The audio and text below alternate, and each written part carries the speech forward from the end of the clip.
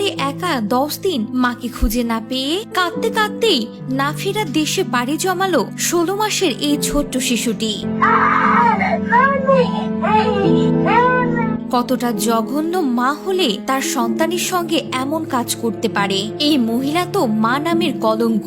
Video ফুটেজে দেখা যায় বাচ্চা শিশুটি মাকে ডেকে ডেকে চিৎকার দিয়ে কাঁদছে, কিন্তু কোথাও মায়ের দেখা পেল না। 10 দিন ধরে নিজের প্রস্রাব পান করে বেঁচে থাকার চেষ্টা করেছে ছোট্ট শিশুটি, কিন্তু আর কতদিন। অবশেষে মাকে ডাকতে ডাকতেই মারা গেল এই ছোট্ট শিশুটি।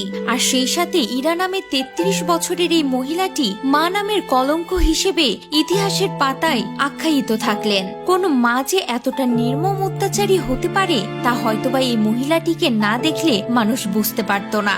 তো ভিউয়ার্স, এই মহিলার কি শাস্তি হওয়া উচিত তা আমার জানা নেই। আপনারাই বলুন এই মহিলার কি করা উচিত।